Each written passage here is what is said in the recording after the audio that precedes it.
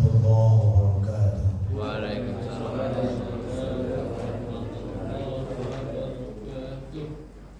Alhamdulillahirabbil alamin. Assalatu wassalamu ala asyrofil anbiya'i wal mursalin sayyidina wa maulana Muhammadin wa ala alihi wa sahbihi wa man tabi'ahum bil huda ila yaumiddin. Qala ta'ala a'udzu billahi minasy syaithanir rajim. Bismillahirrahmanirrahim. Laqad kana lakum fi rasulillahi uswatun hasanah liman kana yarjullaha wal yawmil akhir wa dzakarallaha katsiran. Wa qala Rasulullah sallallahu alaihi wasallam, man ahya sunnati faqad ahabbani wa man ahabbani kana ma'iya fil jannah. Wa qila aidan innama bu'ithtu li utammima makarimal akhlaq. Qala rabbi shrah li sadri wa yassir li amri wahlul 'uqdatam min lisani yafqahu qawli. Ilahi anta maqsudi wa ridhaka matlubi, a'tini mahabbataka wa ridhaka wal barakata alayya wa ala hadhihi jamaah, amin ya rabbal alamin. Bersyukur kita kepada Allah Subhanahu wa taala, pada malam Kamis ini kita masih diberikan kesempatan oleh Allah untuk bersama-sama thalabul ilmi, untuk sama-sama ngaji sebagaimana Allah Subhanahu wa taala baginda Rasul Muhammad sallallahu alaihi wasallam bersabda, majtama qaumun fi baitin min buyutillah yatluna kitaballah wa yatadarasuna bainahum illa nazzalat alaihimus sakinah. Tidaklah berkumpul suatu kaum di masjid yatluna kitaballah wa yatadarasuna bainahum, ngaji Quran. Quran dibaca kemudian dikaji, artinya orang-orang ikut pengajian, illa nazzalat alaihimus sakinah, kecuali Allah turunkan kepada mereka alaihim as-sakinah, ketenangan di hatinya. Ketenangan di hati ini tentu akan berpengaruh kepada kehidupan kita sehari-hari. Rumah tangganya menjadi juga sakinah. Amin. Jadi kalau orang suka ngaji, insya Allah tidak ada KDRT, Pak. Ya, mohon maaf nih, artis-artis yang suka KDRT, karena nggak ngaji, Pak. Maka kita harus ngaji, betul Boy ya? Kalau ngaji nanti ayat Allah, hadis baginda Rasul dibacakan, dipahami, insya Allah diamal jalan. Wa wasyathumur rahmah, tuh ada rahmah, ada kasih sayang orang yang ngaji. Insya Allah kasih sayang ini dibawa-bawa ke dalam rumahnya. Sayang sama pasangannya. Orang itu kalau udah sayang, maka sakinah. Karena syarat untuk sakinah itu harus sayang, Pak, rahmah, harus mawaddah, harus ada rasa kasih mengasihi, sayang menyayangi, bahkan juga mahabbah, mencintai. Cuman kan yang namanya rumah tangga ini, mencintainya itu temporer, limited, terbatas ya. Mohon maaf ya, kita ulas sedikit. Orang kalau nikah 0 sampai 3 bulan itu mahabbah, cinta, masih cinta. Makanya orang nikah honeymoon ya, honeymoon bulan. Jadi honeymoon bulan madu, 3 bulan doang itu bulan madu. Maka tidak ada honey years, tidak ada bulan tahun madu. Yang ada bulan 0 sampai 3 bulan. 3 bulan sampai 3 tahun. Kalau sudah mahabbah, mawaddah. Mawaddah itu dimaknai saling berbagi, bagi tugas, bagi tanggung jawab, bagi kewajiban. Maka orang kalau udah nikah 3 tahun insya Allah, ya dari 0 sampai 3 tahun insya Allah punya anak. Amin. Maka yang mawaddah itu bagi tugas. Jemaah rahimakumullah, dalam kitab Barzanji ternyata baginda Rasul itu, bapak-bapak, mengambil peran yang saat ini dilakukan oleh istri, oleh ibu-ibu di rumah. Rasul masak, Pak. Rasul nyuci, Rasul bersih-bersih rumah, bahkan Rasul juga menjahit. Itu di Barzanji. Sama dengan sehari menjahit juga ya. Jadi itu peran istri diambil oleh suami, itu yang dipraktekkan, yang dicontohkan bagi Rasulullah Muhammad SAW. Jadi ada rahmah, ada mawaddah. Nah rahmah itu apa? Sayang. Sayang itu mulai 3 tahun sampai 15 tahun. Jadi wajar saja kalau orang belum 3 tahun udah cerai, belum 15 tahun udah bisa. Karena belum sakinah. Karena sakinah itu nanti 15 tahun ke atas. Itu menurut teori konsep. Jadi pengen mencari profil keluarga yang sakinah itu orang tua kita. Kita punya orang tua rumah tangga udah puluhan tahun, itu yang sakinah, Pak, yang sudah tenang. Kalau dibilang sayang ya sayang, cuman levelnya udah di atas sayang, sakinah. Kalau cinta udah gak mungkin, Pak, karena cinta itu ya, physically. Kalau baru pengantin baru iya masih cinta, masih wangi, Pak, masih harum. Tapi mohon maaf, orang kalau udah berumah tangga, ya udah 50 tahun berumah tangga, udah gak wangi dan udah bawa apa? Udah ya benar. Saya ingat waktu saya kuliah, dosen bilang gini, kalau kuliah S1 itu masih bau parfum, minyak Pak. Kalau S2 itu sudah minyak kayu putih, Pak. Kalau ada S3 minyak serimpi katanya, waduh. Tahu minyak serimpi? Iya. Jadi beda minyaknya.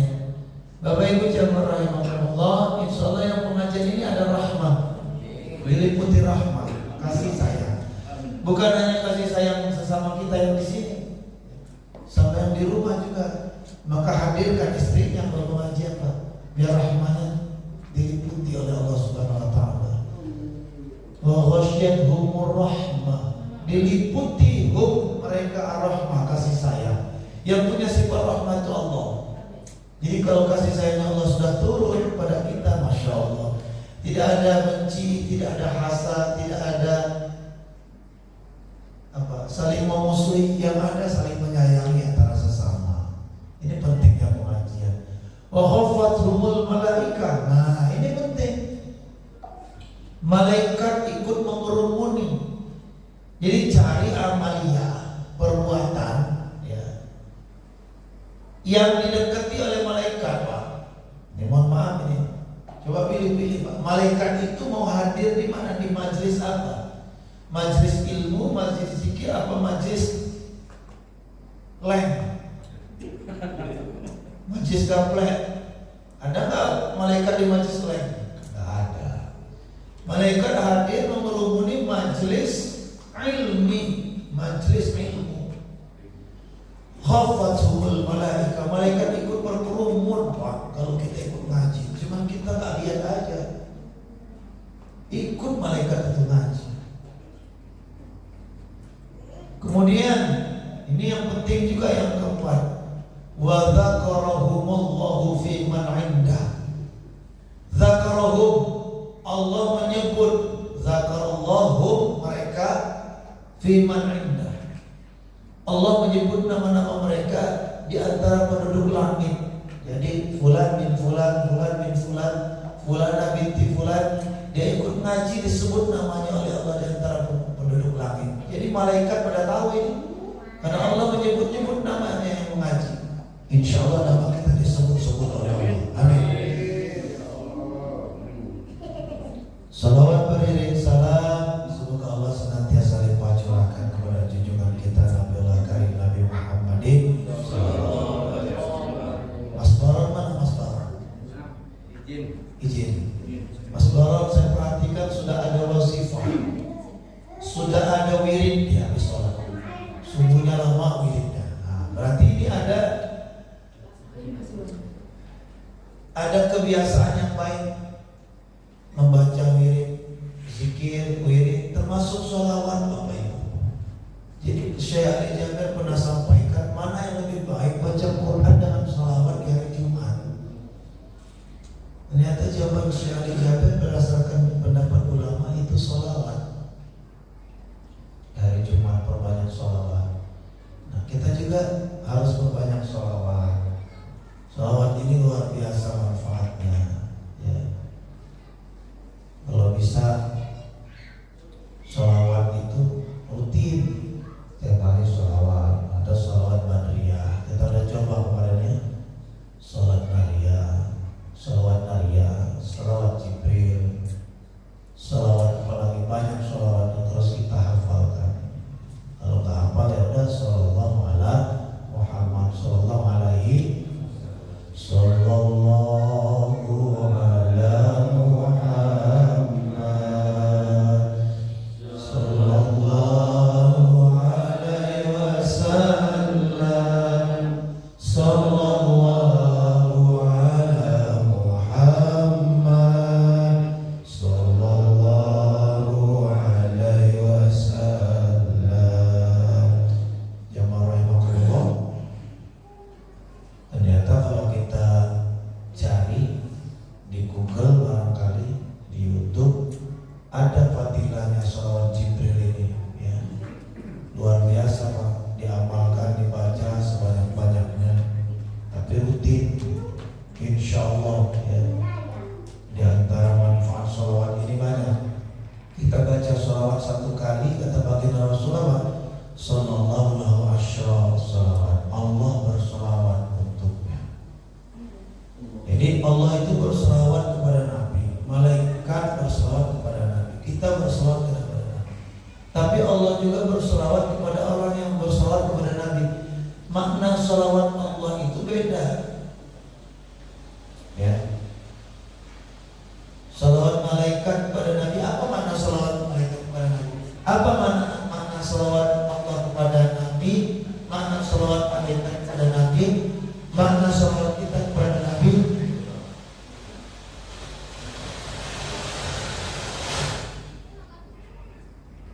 Baterainya.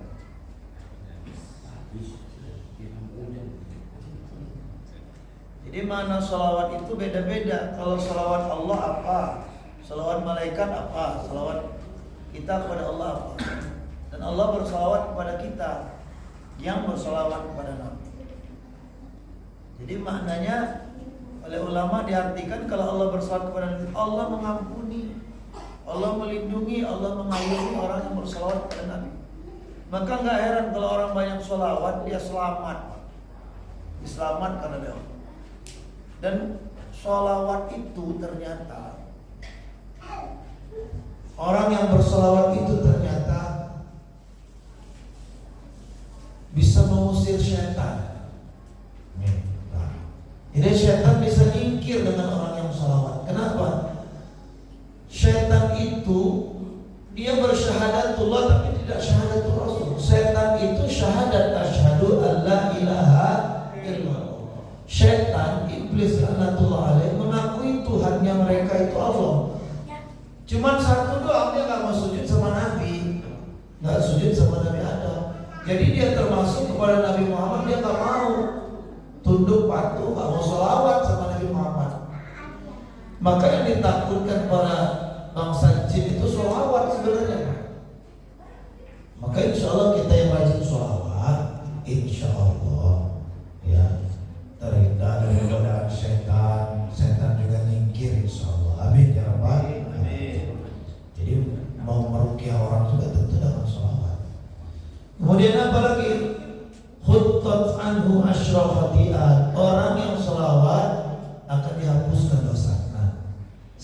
sholawat 10 dosa hapus. 10 dosa Pak. Bayangin ular, ternyata ular sanggup sholawat semalaman 20.000 kali Pak. 20.000 kali sholawat. Nah, banyak makanya. Tukar ya. Jadi ular itu menurut kisah sanggup berselawat pada Nabi sebanyak 20.000 kali. Padahal ular itu hewan yang namanya hewan tidak berakal. Manusia ini disebut hewan juga Pak. Hayawanul aqil. Kita ini ternyata dalam kitab tarbiyah disebut hewan yang berakal manusia. Kenapa? Hewan kalau berakal benar dia jadi manusia. Tapi giliran hewan itu akalnya hilang atau manusia akalnya hilang jadi hewan. Maka pada diri manusia ada nafsu binatang, nafsu bahaim, rakus, buas, seperti babi rakus, seperti anjing buas. Saking rakusnya manusia itu Pak ngalahin babi. Babi itu ya kalau makan tumbuh-tumbuhan atasnya doang, daunnya doang, batangnya doang. Tapi kalau babi kepala manusia sama akar-akarnya Pak. Begitu babi. Kulit-kulitnya. Anjing buas Pak. Tapi tidak lebih puas dibandingkan manusia. Manusia ini bisa makan manusia. Kanibal, sadis-sadisnya hewan, gak makan anak. Manusia anak diperkosa, anak dibunuh, orang tua dibunuh sama anak. Itu manusia begitu. Kalau sudah puas, hilang akalnya jadi hewan. Maka manusia itu hayawanul aqil, hewan yang berakal. Akalnya hilang jadi binatang. Maka insya Allah dengan sholawat kepada Nabi, ya dosa-dosa kita dihapuskan oleh Allah. Wa rufi'an lahu asyra darajat, dan Allah akan angkat derajat orang yang suka sholawat. Dan saya sudah pernah sampaikan, suara kita bagus Pak, tapi kalau kita pakai buat nyanyi gak ada pahala. Ya, buat nyanyi gak ada pahala, tapi dipakai buat sholawat ada pahalanya. Dihapuskan dosa, diangkat derajat. Dipakai buat ngaji apalagi. Soalnya dipakai buat tabligh, dakwah, ceramah apalagi. Menyampaikan ayat Allah. Jadi manfaat suara ini. Cuman saya herannya orang yang punya suara bagus dipakai buat nyanyi disawer. Giliran buat sholawat ngaji baca hadroh nggak disawer. Benar nggak Bo? Iya. Sampai nyekek itu orang baca hadroh sholawat nggak disawer. Giliran orang nyanyi baru sebaik 2 bait, woi sawerannya bukan 2.000. Mana kalau yang kantongnya tebel itu nyawernya 50.000, biru, merah 100.000. Dihitung-hitung sejuta. Allahu Akbar. Yang sholawat sampai nyekek suaranya nggak disawer. Nah ini jamaah rahimakumullah ya. Jadi sebenarnya tergantung kita ya. Kalau mau menggunakan suara kita buat sholawat ada pahalanya, buat ngaji apalagi gitu. Maka kita bersholawat pada Nabi Muhammad SAW itu mendatangkan pahala, dihapuskan dosa, diangkat derajat. Nah ada pertanyaan, Ustaz maksudnya diangkat derajat ini apa? Kita kan bingung kadang-kadang ya. Emang kalau kita rajin sholat diangkat derajat oleh Allah melalui apa? Boleh melalui harta Pak. Karena kita rajin sholawat, harta kita diberkahi oleh Allah. Allah angkat derajat kita dengan harta, tambah kaya. Tapi kayanya gak pelit, kayanya dermawan. Tambah kaya, kemudian berkahnya melalui apa lagi selain melalui harta? Melalui jabatan, kedudukan, tahta. Orang yang rajin sholawat Allah angkat derajatnya, mulia dia dengan jabatannya. Ada lagi orang yang Allah angkat derajatnya karena rajin sholawat melalui keluarganya. Istrinya semakin taat, anak-anaknya semakin taat sama Allah. Taat kepada Allah, taat kepada Rasulnya. Saya kemarin ceramah di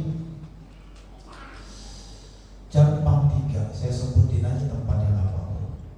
Saya perhatiin itu, karena mata saya ngelihat itu bapak-bapak kalau minum tangan kiri lagi 2 kali, 3 kali. Waktu saya ceramah saya tegur, Pak yang duduk depan saya, tadi saya perhatiin bapak minum tangan kiri, bukan sekali, 3 kali kata saya. Ya udah langsung tangan kanan. Itu kenapa? Karena terbiasa. Sesuatu itu memang kalau belum dipaksa nggak bisa berubah. Harus dipaksa minum tangan kanan. Nanti lama-lama setelah dipaksa terbiasa. Lama-lama nikmat minum tangan kanan. Lama-lama ikhlas minum tangan kanan, begitu. Jadi hal yang sederhana saja kita patut contoh dari baginda Rasul Muhammad SAW. Karena ada hadis. Gak mungkin gak ada hadis. Hadis itu perbuatan Nabi, perkataan Nabi, dan amalan yang dilakukan Nabi. La yakulu ahadukum, tidak boleh kita makan bishimal, dengan tangan kiri. Kenapa? Inna syaitan, karena syaitan itu yakulu minum wa yashrabu, yakulu makan wa yashrabu minum bishimali, dengan tangan kirinya. Makan kiri, minum itu syaitan, perbuatan syaitan. Ya warahmatullah. Maka kalau ikut Nabi, taat sama Nabi, ikuti dong sunnah Nabi. Nabi makan pakai tangan kanan, minum tangan kanan, ya ikut. Insya Allah kalau kita rajin sholawat, maka nanti ada ketaatan dalam hati kita. Allah angkat derajat melalui keluarga kita, istri kita taat, anak kita taat. Begitu, itu yang diangkat derajat oleh Allah. Ya, Bapak Ibu jamaah rahimakumullah, kita ini paham bahwa yang namanya syaitan ini menggoda kita melalui lubang yang ada di wajah kita. Ini ada berapa lubang di wajah? 9 ya, 7 di kepala.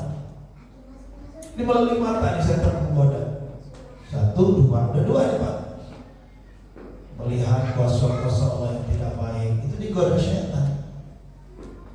Kemudian apalagi telinga, ya, mata, telinga. Ini temenan ini. Ini alif, ini ba. Menurut orang yang udah ngaji tasawuf itu begitu. Ternyata mata ini sumber dosa kalau tidak dijaga. Maka syaitan menggoda melalui mata. Ada pepatah, dari mana datangnya lintah? Dari sawah turun ke kali. Dari mana datangnya cinta? Dari pandangan mata turun ke hati. Termasuk cinta kepada dunia. Maka mohon maaf, yang zuhud itu orang yang buta. Kenapa? Dia gak bisa melihat. Orang mau ganti motor baru dia gak tahu. Orang mau ganti mobil baru dia gak tahu, gak melihat, paling suaranya doang. Orang mau bangun rumah mewah dia gak tergoda, orang gak melihat Pak. Insya Allah orang-orang buta ini. Maka ada ulama bilang, orang sufi itu bilang, untuk agar kamu mampu bersyukur dengan pandangan matamu, dengan nikmat penglihatanmu maksudnya, maka pejamkanlah matamu, bayangkan saat itu engkau buta. Mana rasanya kalau begini? Merinding membayangkan. Ini mata bisa melek. Tapi tatkala engkau ingin merasakan betapa nikmatnya mata ini, pejamkan matamu, bayangkan saat itu engkau buta. Gitu sufi ngajar.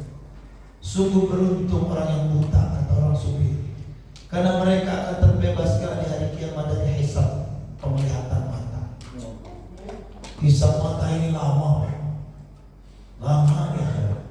Dan yang lewat, yang bebas, yang selamat dari hisab mata orang yang buta, ini baru satu, mengaji mata. Ya, dari pandangan mata ini kita bisa hasad, dari pandangan mata kita iri dengki, dari pandangan mata kita sombong. Karena kita kaya melihat orang miskin, sombong. Itu karena mata melihat.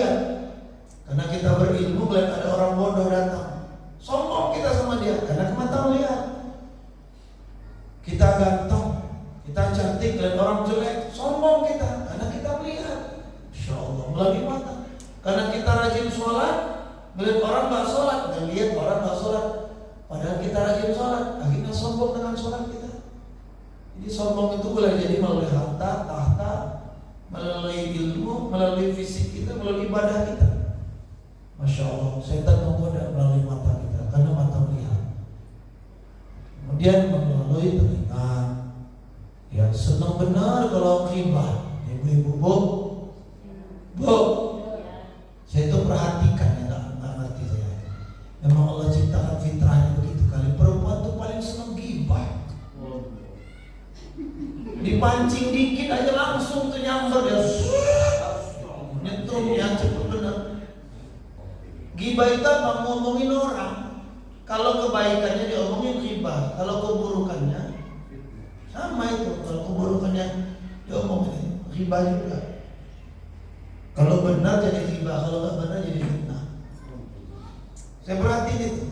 Maka orang-orang yang betul-betul menjaga lisannya dirindukan surga. Al-jannatu mushtaqatun ila arba'i nafar.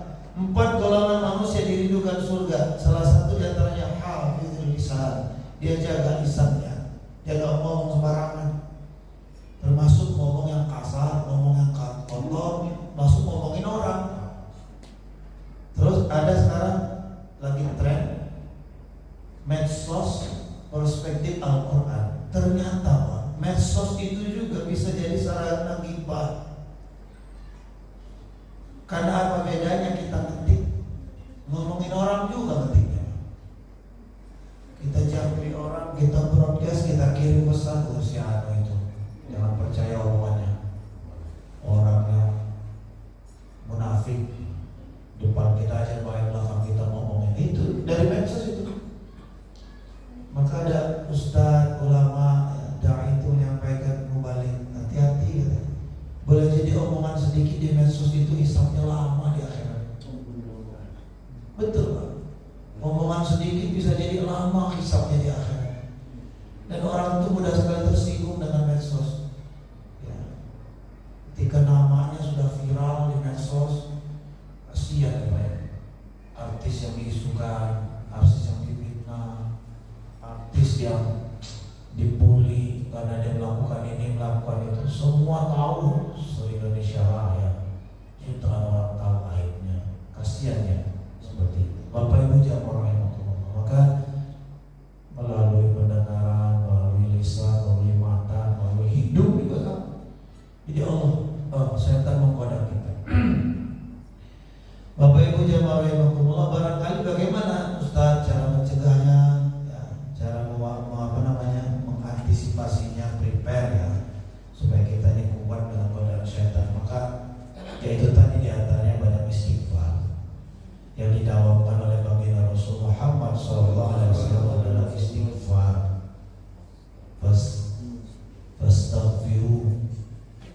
Fastaghfiru innahu huwal ghafurur rahim. Sesungguhnya Allah itu Maha Pengampun dan Maha Penyayang. Bapak Ibu jamaah rahimakumullah, Rasul beristighfar, Rasul menjaga wudu, ya.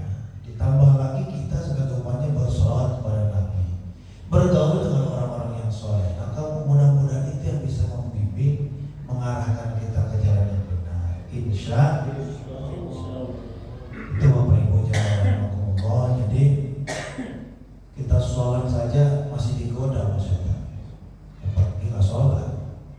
Dan ukurannya memang sholat. Orang itu bisa dibilang disiplin kalau dia sholat. Kalau nggak sholat nggak bisa diukur disiplinnya Pak. Orang sholat itu 5 waktu dia tepat, awal waktu. Orang-orang yang ahli sholat inilah ahli jamaah, itu orang-orang yang disiplin. Ya bersyukur kita agama Islam ini sampai ke Indonesia.